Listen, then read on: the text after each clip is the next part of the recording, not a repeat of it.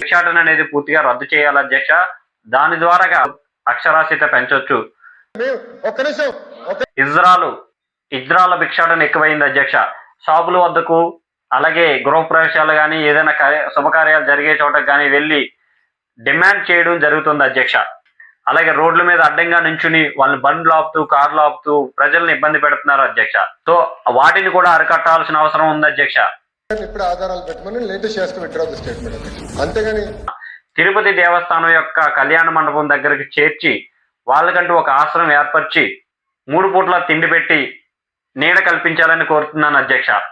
ఈ అంతటికి అయ్యే ఖర్చు మన తిరుపతి దేవస్థానంలో నిత్యాన్నదానం జరిగే ఖర్చులో కలపాలని.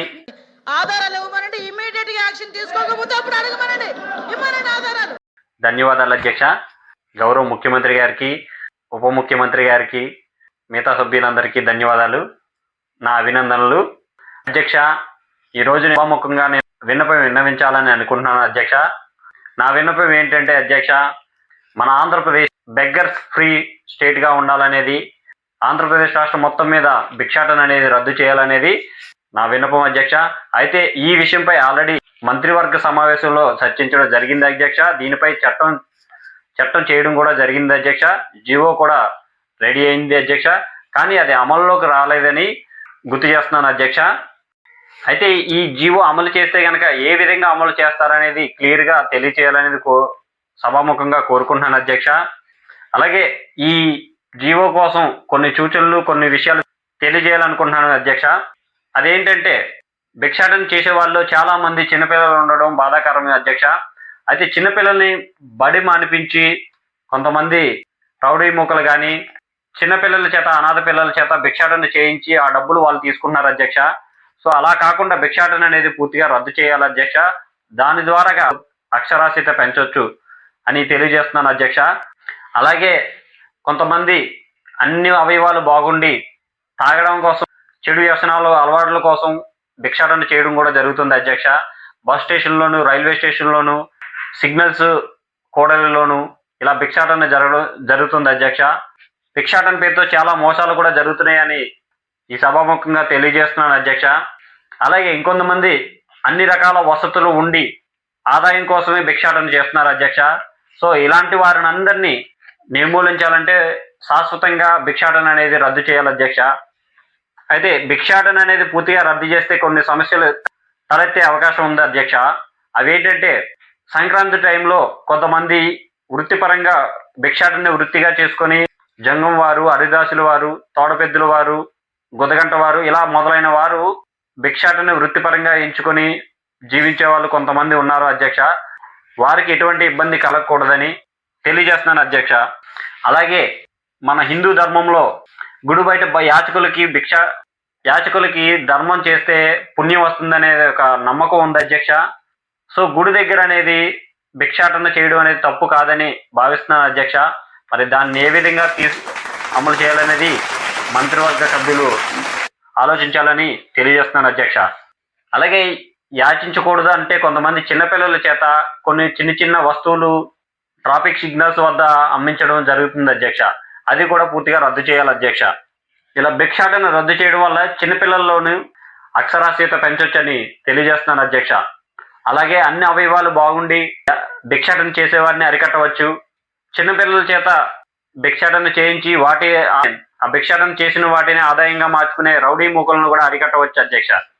నిజంగా అనాథ పిల్లలకి లేదా వికలాంగులకి ఏ ఆశ్రయం లేని వారికి అధ్యక్ష, వాళ్ళకి భిక్షాటనే వృత్తి అనుకుంటే అధ్యక్ష, అలాంటి వారిని అందరినీ ఒక దిక్కుకు చేర్చి ఏ జిల్లాలో భిక్షాటన చేసే ప్రతి ఒక్కరిని ఆ జిల్లాలో ఉన్న తిరుపతి దేవస్థానం యొక్క కళ్యాణ మండపం దగ్గరికి చేర్చి వాళ్ళకంటూ ఒక ఆశ్రమం ఏర్పరిచి 3 పూట్ల తిండి పెట్టి నీడ కల్పించాలని కోరుతున్నాను అధ్యక్ష.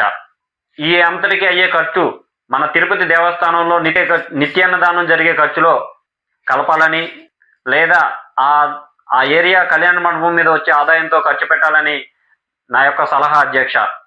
ఇలా చేయడం ద్వారా దేశంలోనే మొట్టమొదటిగా భిక్షాటనను పూర్తిగా రద్దు చేసిన రాష్ట్రంగా, నిరాశ్రయులందరికీ, అనాథ పిల్లలందరికీ ఆశ్రయం కల్పించే మొట్టమొదటి రాష్ట్రంగా మన ఆంధ్రప్రదేశ్ చరిత్రలో ఉండిపోతుందని తెలియజేస్తున్నాను అధ్యక్ష.